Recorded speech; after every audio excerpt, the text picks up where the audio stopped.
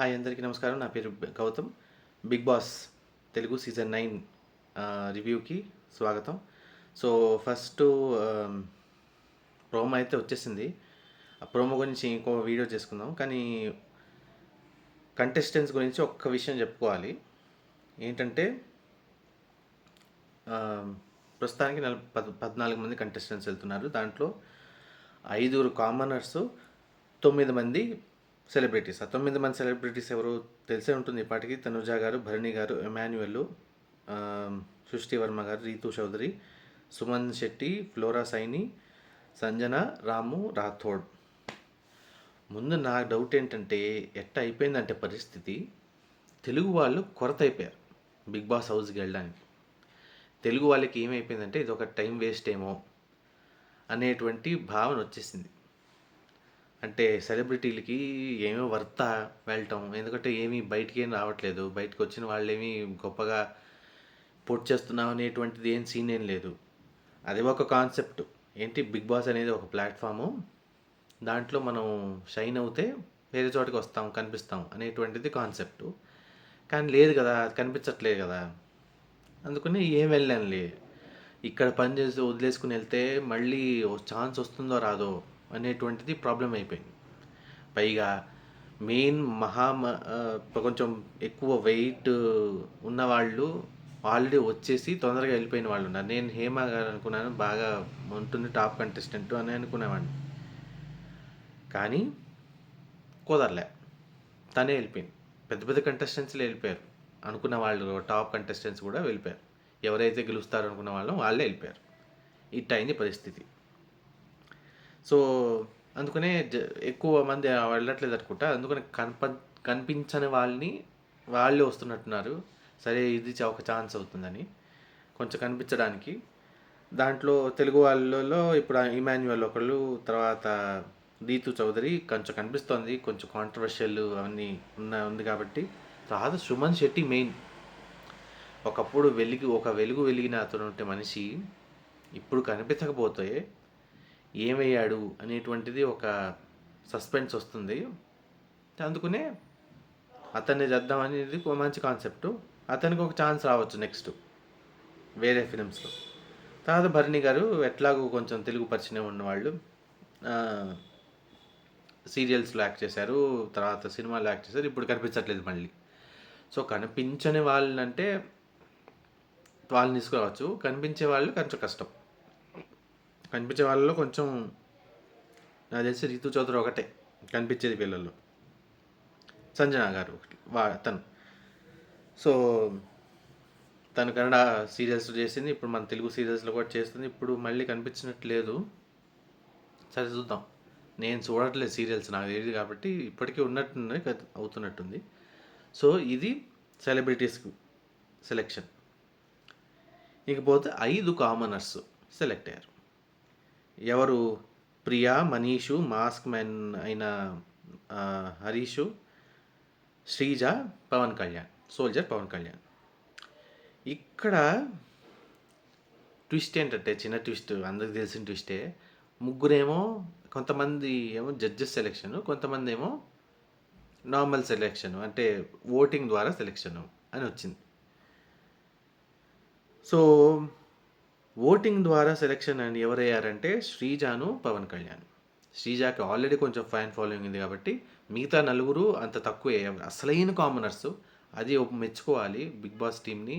అసలైన కామనర్సే వెళ్తున్నారు, కొంచెం కూడా ఫాలో లేని వాళ్ళే వెళ్తున్నారు. ఏదో కొంచెం అడపా ఫాలోయింగ్ ఉన్న వాళ్ళే, అది కూడా ప్లస్ దీనివల్ల కొంచెం ఫాలోయింగ్ అయ్యి వచ్చిన వాళ్ళే ఉన్నారు తప్పితే నిజంగా ప్రమోషన్స్ చేసుకుని వచ్చే వాళ్ళైతే ఎవరు లేరు. సో శ్రీజ కరెక్టే, అంటే ఓటింగ్ ద్వారా పెట్టడం కరెక్టు. తను ఓటింగ్ ద్వారా వెళ్ళింటాం. ఆబ్వియస్లీ చాలామంది ఫాలోవర్లు ఉన్న వాళ్ళు తనకి కొంచెం డీసెంట్ ఫాలోయింగ్ ఉంది కాబట్టి ప్రమోషన్ వర్క్ అయింది, దానికి ఛాన్స్ వచ్చింది. ఇకపోతే పవన్ కళ్యాణ్ వచ్చిన ఛాన్స్.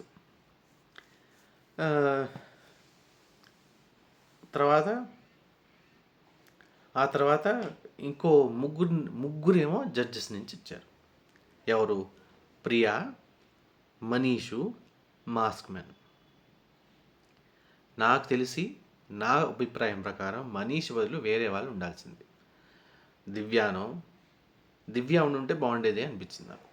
కొంచెం కరెక్ట్ స్ట్రాంగ్ క్యారెక్టరు దివ్య, కాబట్టి దివ్య ఉండుంటే బాగుండేది. హౌస్కి స్ట్రాంగ్ క్యారెక్టరు అని అనిపించింది.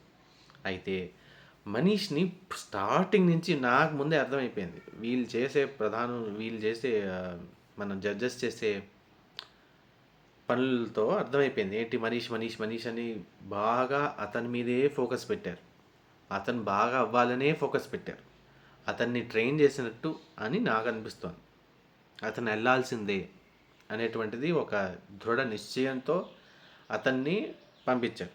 ఇక మాస్క్ మ్యాన్ అంటారా, ఎట్టాగు అతనికి ఆ ఫేస్ ఉంది కాబట్టి బాగా ఉన్నాడు స్ట్రాంగ్ కంటెస్టెంట్స్. వీడిని కానీ మనం వదిలేస్తే ఇంకా అందరు మనల్ని ఇచ్చేసేస్తాడు. ఎందుకంటే స్ట్రాంగ్గా పాయింట్ టు పాయింట్ మాట్లాడేస్తున్నాడు అందరితో. మాస్క్ మ్యాన్ మాస్క్ తీసేసే మాట్లాడుతున్నాడు కాబట్టి అతనే ఒక డిజర్వింగ్ క్యాండిడేట్. టాప్ 5లో అతను ఉంటాడు కామనర్స్లో సెలెక్షన్లో అని తనంతా తానే ప్రూవ్ చేసుకున్నాడు. కానీ ఓటింగ్ జరగకపోవటం వల్ల ఇతను ఉండాల్సిందే బిగ్ బాస్ హౌస్లో అని చెప్పి మాస్క్ మ్యాన్ని ఖచ్చితంగా పంపించాల్సిందే అని పంపించేస్తుంటారు. ప్రియా యాక్చువల్లీ డిజర్వింగ్ క్యాండిడేట్ నాకు తెలిసి దివ్య అయినా ప్రియా ఏమైపోయిందంటే బాగా కనిపించింది అందరికీ.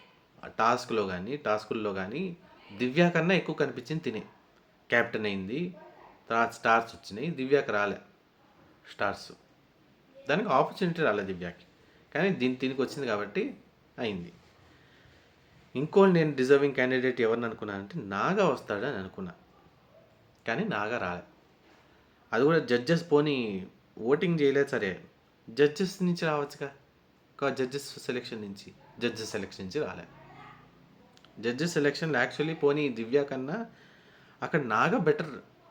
అంటే దివ్య అనుకున్నాం కదా మనీష్ ప్లేస్లో, మనీష్ కన్నా దివ్య కన్నా నాగా బెటర్ కంటెస్టెంట్.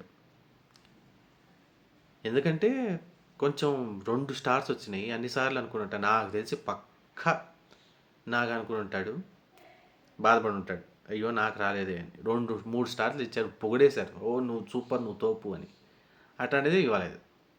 ఏం చేస్తాం. ఇంకోటి ఏంటంటే టాక్ 5 మాత్రం వెళ్ళారు. ఇంకో టాక్ ఏంటంటే ఇంకొకళ్ళు రావచ్చు ఆ తర్వాత రావచ్చు. వాళ్ళు ఎవరో దాని అది కూడా డీమన్ పవన్ పేరు వినిపిస్తుంది తప్పితే నాగా పేరు వినిపించట్లే. ఇది ఎక్కడ జోస్యం తెలియదు.